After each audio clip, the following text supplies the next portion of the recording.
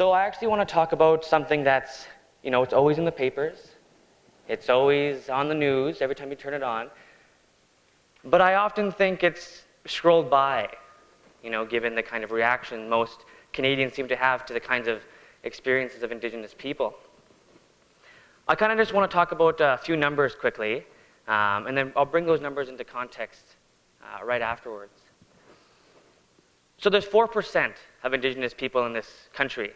There's 4%, and of that 4%, there's even smaller numbers within that 4% that make up the nations that are Indigenous to this country. The Métis population, which is divided amongst other Métis nations within it, just the Métis population together is just over a million, just below 500,000. And of those 500,000, I'm just one of them. And there's 96% of Canadians. And 96% of Canadians may never have even experienced or met an Indigenous person or even have heard their story. But I think it's important because to call oneself Canadian is to understand what it means to be Canadian. And to be Canadian, you have to understand the history at which we're allowed to call yourselves Canadian. So there's a big history in this country. We're celebrating 150 years. Some of us are. Some of us are celebrating other things. Indigenous people, we're celebrating 150 years of resistance, of survival. And I just want to talk about children for a second. And when I mean survival. Today, right now, there's 7% of Indigenous children in this country. We make up the largest growing population. Simultaneous to that, 46% of us are within the custody of the state. We are dramatically overrepresented in the social services and children's services systems and programs that this government, the Canadian government has created. And we're not unfamiliar to that, Indigenous people. We're not unfamiliar to the pains and losses of our children being apprehended or taken. And it's a very, very difficult conversation to have. It is hard, but it's necessary, especially given the Truth and Reconciliation Commission. We've waited a long time for the truth to come out, for our stories to be heard. And I think that's today. I think after 150 years, it's time to really understand those stories in a really real way. And I'm going to put it into context by sharing my experience. And I just want to preface that experience, firstly, with that it is a hard one to hear, and it involves my childhood and intergenerational trauma. So from Fishing Lake, I may not have been from Fishing Lake. That is the reality as an Indigenous person growing up. That as a child, we are at our most vulnerable. It's a scary world to live in, especially if you're a parent, to know that your child could be apprehended because the government has failed to uphold its obligations to Indigenous people, to our rights, to provide clean water, to provide proper infrastructure, healthcare, education. In the absence of those services, then social services and children's services get involved and say, well, why is there no clean water? And we say, we're trying our best to get clean water. We've been waiting 150 years, for much longer even. And they say, well, that's too bad. We're going to go ahead and take your children. And that happens today. Sydney Blackstone, for example, is a leading activist in Ottawa who works with child and family services and is a huge advocate for this. And she touches a little bit about the 60s scoop. And the 60s scoop, many of you may be unfamiliar, but it's touched the lives of almost every Indigenous person alive today. And my experience with that has been intergenerational trauma lives in us. It's something we inherit as Indigenous people. We inherit a very heavy burden. And that burden, as generations go by, is hopefully lightened, that we pan to our next generation not so much pain. So what that means is, what did I inherit, is the question. So my grandparents went to residential school. They survived that. One of the scariest times in this country's history. The apprehension of children from their homes to a faraway place to kill the Indian in the child, they said. Kill the Indian in the child. That was the policy. They survived that. My grandparents, that generation. But what was to come next was the 60s scoop. My parents. My mother is Grace Desjarlais. My father is William Desjarlais. My biological mother is a woman named Brenda. Brenda is the sister of my mother, Grace. She was apprehended in the 60s scoop. And she's not a survivor of the 60s scoop. What that means is that she tried her hardest, and she did what she was taught to. She was taught not to be loved. She was taught that she wasn't allowed to be in this world. She was apprehended from my community of Fishing Lake, or that's where her home community is. She was apprehended at a different community, but that's where her family's from. And she was taken to a non-Indigenous family. That was the policy. Put them in non-Indigenous families so that we can eliminate their language and eliminate their identity. So when that happened, she was taken to this home and she was abused. Emotionally, physically, spiritually, sexually. And she, after that, upon the age of 18, was released from the custody of the state as a child. And she was brought into the world, and here in Edmonton, actually, where she lived her life. She lived in the streets of this city. She became addicted to drugs, became a heavy drug user. She didn't know how to love herself or to love others, and eventually lived on the streets as a prostitute, much like many Indigenous women today.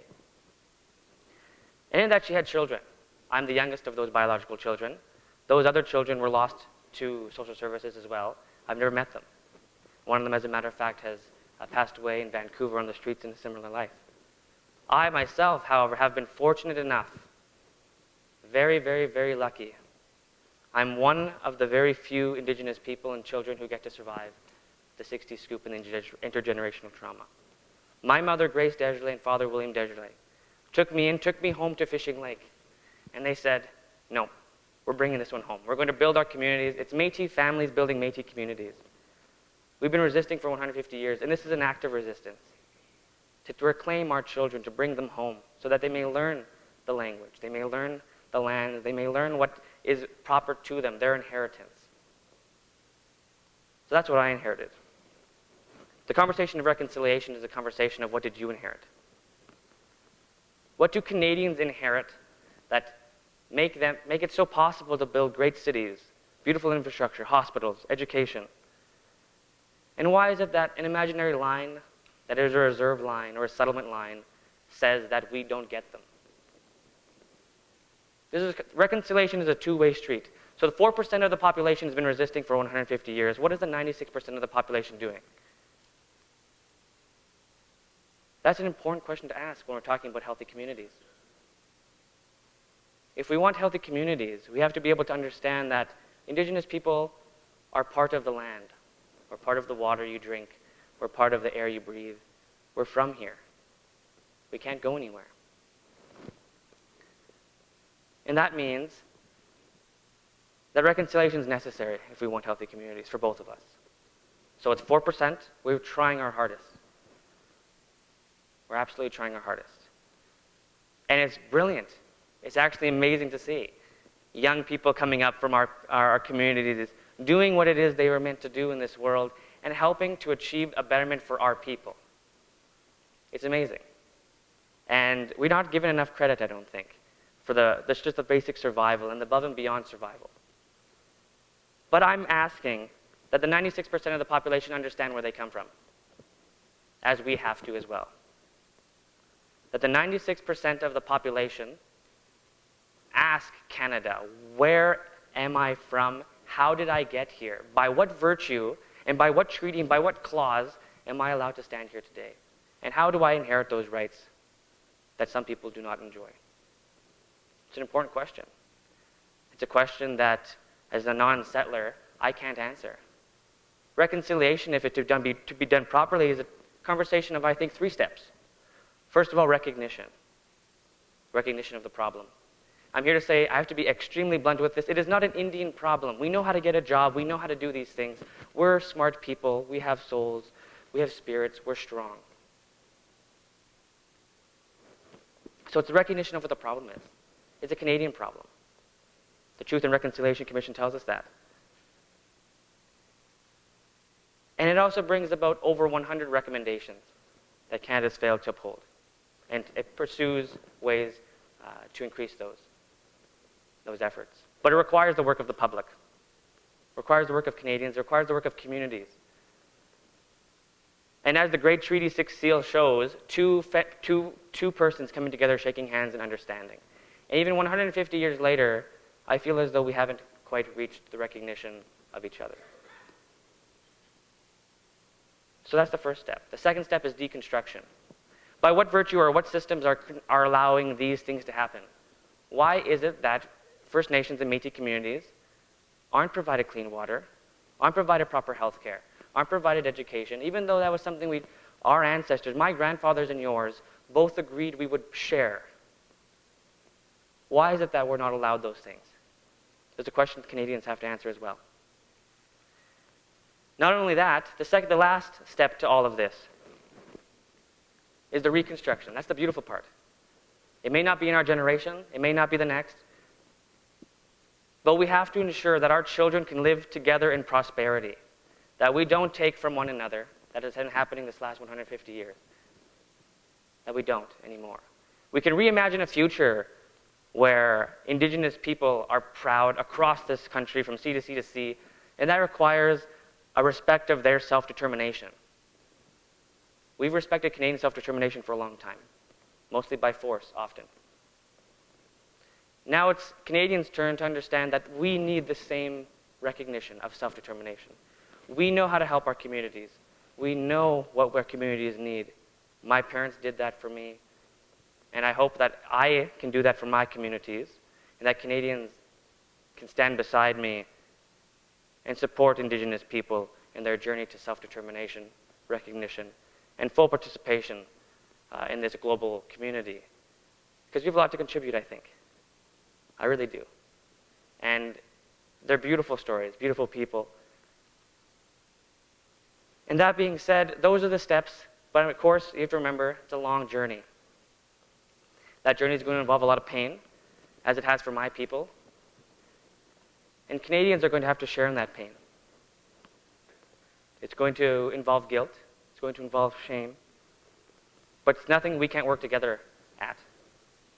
We can come to a position where we can all call ourselves, we can all be proud to stand together and really share in what it means to be here for 150 years. 150 years of Canada and 150 years of resistance. Thank you very much. Hi, merci.